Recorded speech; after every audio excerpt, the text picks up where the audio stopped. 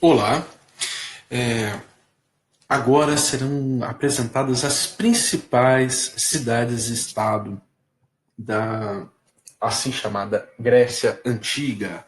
Então, inicialmente será tratada a cidade-estado de Corinto, depois trabalhar-se a cidade-estado de Samos, enfim, se entrará na cidade-estado de Tebas.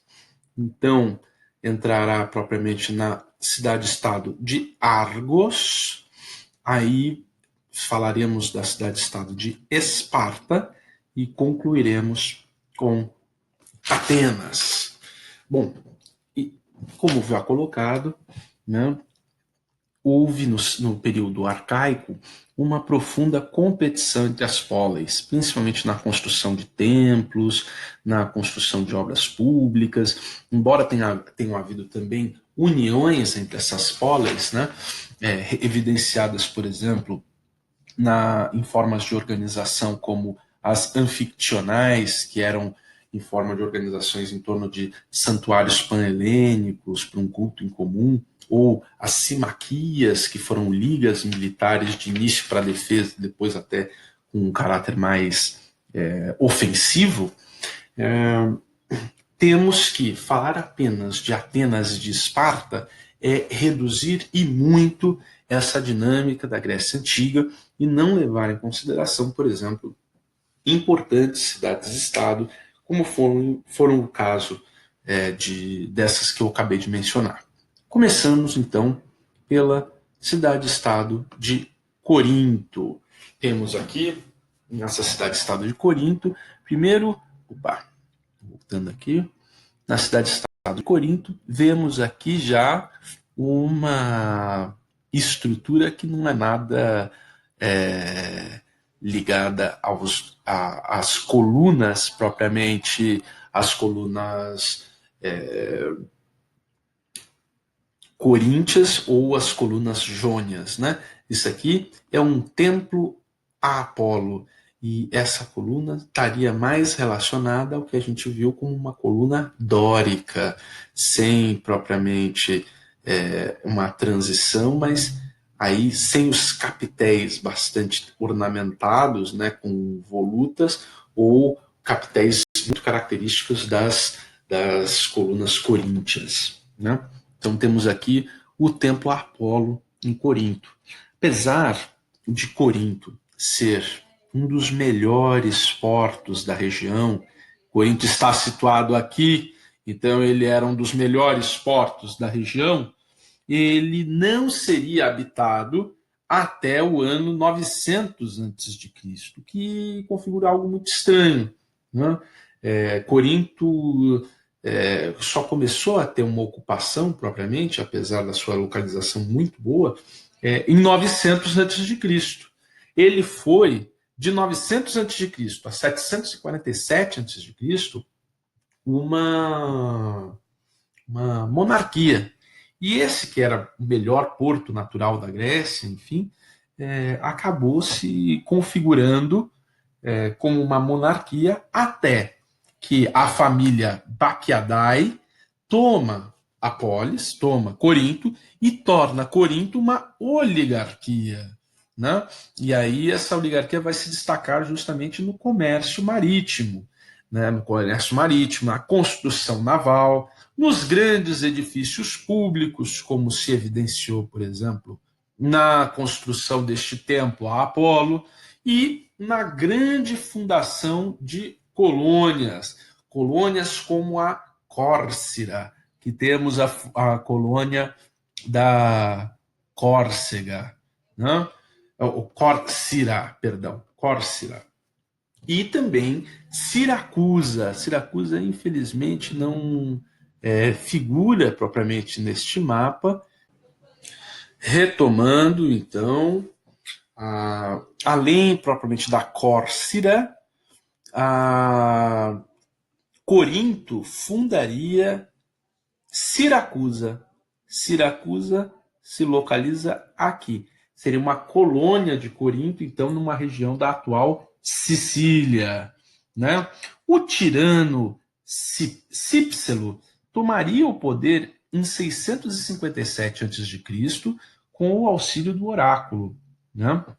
E ele seria sucedido, inclusive, por Periandro. Este tirano Cípselo, como se colocou, ele não pode ser considerado, então, apenas um cara que centraliza poder pra caramba e não teriam outros membros do grupo aristocrático. Outros membros do grupo aristocrático seriam, então, apenas contrários. O seu filho, né, ou melhor, o seu sucessor, Periandro, né, inclusive, foi considerado um dos 7 grandes sábios da Grécia Antiga. Ele vai ser morto em 585 a.C., né? Mas ele vai ser um dos grandes, um dos 7 grandes sábios, né, da Grécia Antiga. Essa foi uma polis, então, Corinto, foi uma polis notável por suas características propriamente culturais.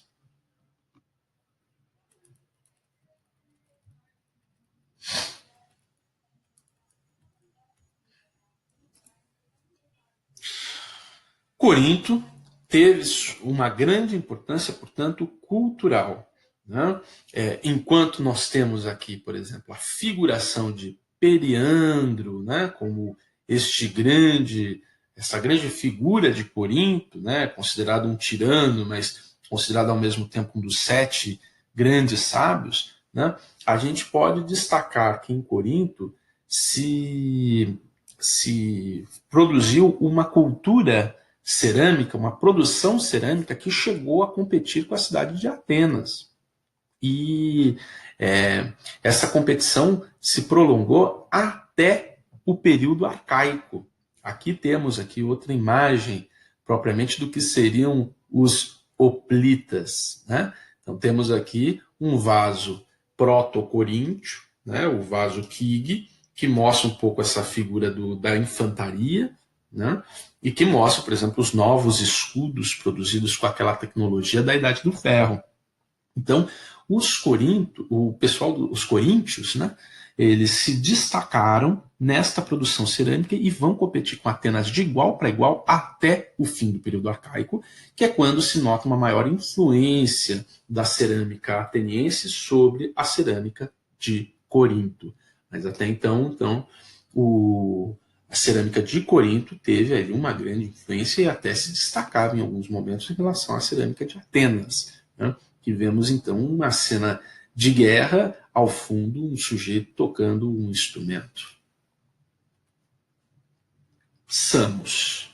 Samos foi, como foi comentado, foi uma ilha muito importante.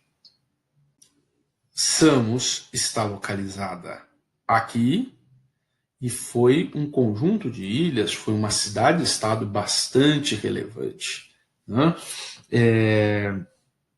Nesse aspecto, ela se constituiu, enquanto Corinto foi o maior porto, né, o melhor porto natural da região, enfim, ele tinha condições bastante propícias para isso. Samos foi o maior porto e foi o maior poder naval da região da Ásia Menor, né?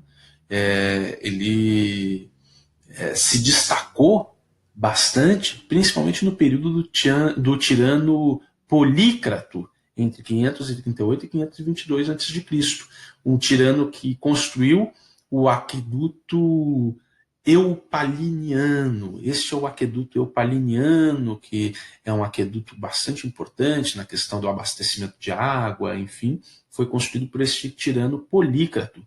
E era uma polis que tinha uma frota que chegava a 100 penteconters, que eram aqueles navios de 50 remos, já mencionados antes, aqueles navios bastante expressivos, chegavam a ter 1000 arqueiros, né? Foi em Samos, por exemplo, que se desenvolveu a tal da escola pitagórica, onde Pitágoras teria desenvolvido supostamente seu teorema de Pitágoras, né?